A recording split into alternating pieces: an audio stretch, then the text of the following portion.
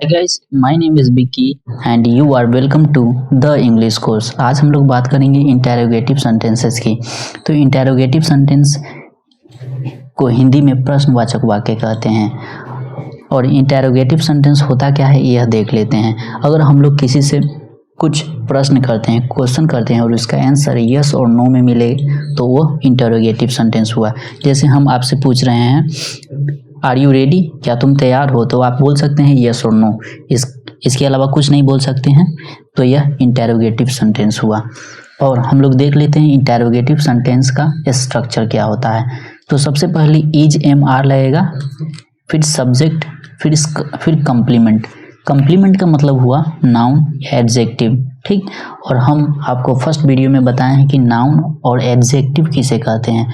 फिर से हम आप लोग को बता देते हैं, किसी भी नाम को हम लोग नाम करते हैं, और एडजेक्टिव मतलब प्रोनाउन की ना के बारे में बताता है, उसको एडजेक्टिव कहते हैं। अब हम लोग बात कर लेते हैं कि इज एम आर हम लोग कैसे लगाएंगे। तो सबसे पहले हम लोग सब्जेक्ट को देखेंगे, ठीक।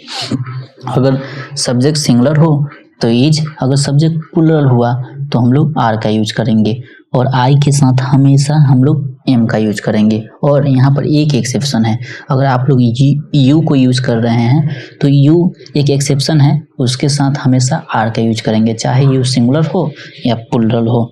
अब हम लोग कुछ एग्जांपल्स देख लेते हैं ताकि यह इंटेरोगेटिव सेंटेंस आपको ईजिली समझ में आ जाए।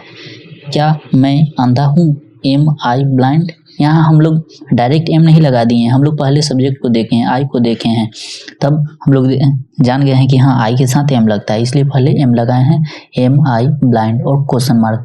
आप लोग क्वेश्चन मार्क लगाना ना भूलें, क्योंकि क्वेश्चन मार्क अगर नहीं लगाते हैं तो वो इंटेरोगेटिव सेंटेंस गलत हो जाएगी। क्योंकि इंटेरोगेटिव सेंटेंस का यह पहचान है कि उसके लास्ट में क्वेश्चन मार्क लगना जरूरी है।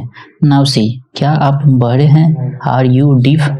हम आपको ऊपर में समझाया है कि यू के साथ हमेशा आर का यूज होगा, क्योंकि यू एक एक्सेप्शन है, चाहे यू सिंगुलर हो या प्लूरल हो, उसके साथ आर का यूज होता है।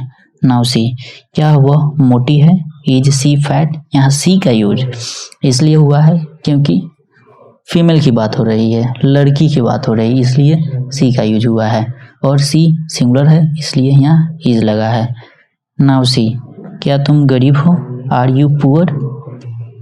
क्या बच्चे भूखे हैं, आर द चिल्ड्रन हंग्री।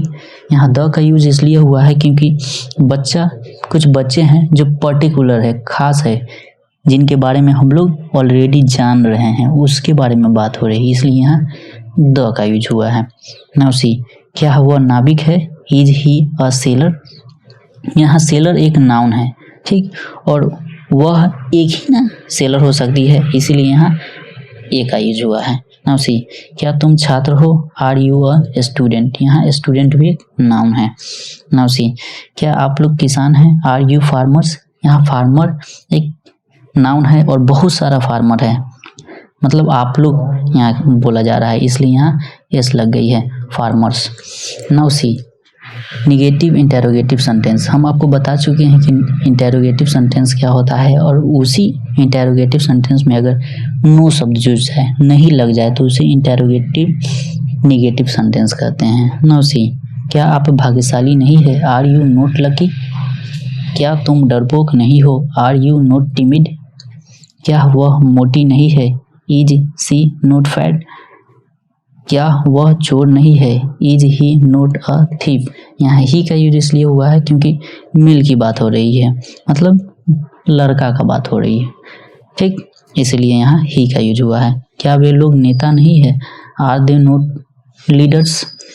क्या आपके चाचा डॉक्टर नहीं है, is your uncle not a doctor. यहाँ आपके चाचा मतलब चाचा सिंगुलर है, एक है, इसलिए यहाँ इज का यूज हुआ है। अब आप लोग एक्सरसाइज 4 को अच्छी तरह से बना लीजिएगा, इसे प्रैक्टिस कीजिएगा। Now I will see you in the next video.